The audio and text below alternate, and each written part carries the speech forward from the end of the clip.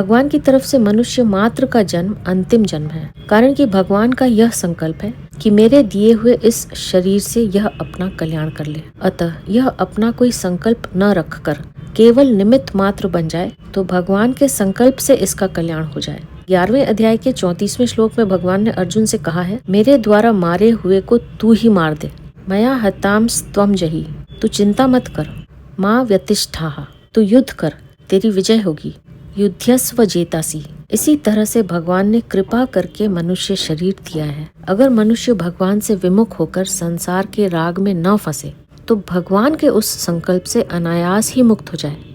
भगवान का संकल्प ऐसा नहीं है कि साधक की इच्छा के बिना उसका कल्याण हो जाए, अर्थात जैसे शाप या वरदान दिया जाता है वैसा यह संकल्प नहीं है। तो फिर कैसा है यह संकल्प?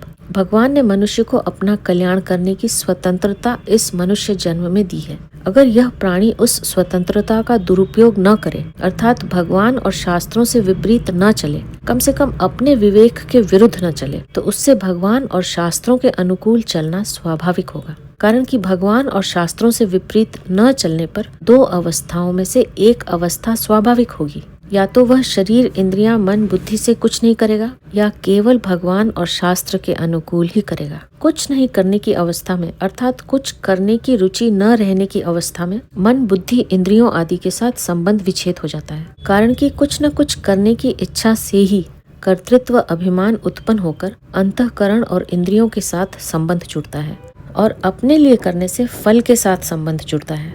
कुछ भी न करने से न कर्तृत्व अभिमान होगा और न फल इच्छा होगी, प्रत्युत स्वरूप में स्वतः स्थिति होगी। शास्त्र की आज्ञा के अनुसार निष्काम भाव पूर्वक कर्म करने की अवस्था में करने का प्रवाह मिट जाता है और क्रिया तथा पदार्थ से संबंध विच्छेद हो जाता है।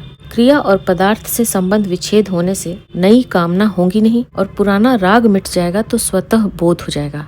तत्स्वयं योग संसिद्धः काले नात्मनि विन्दति।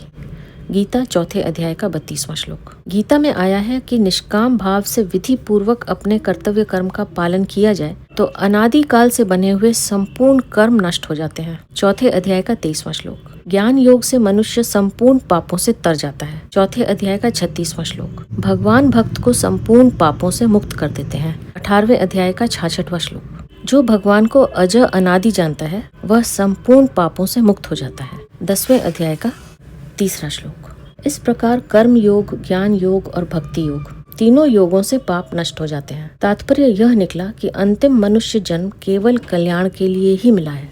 मनुष्य जन्म में सत्संग मिल जाए, गीता जैसे ग्रंथ से परिचय हो जाए, भगवान नाम से परिचय हो जाए तो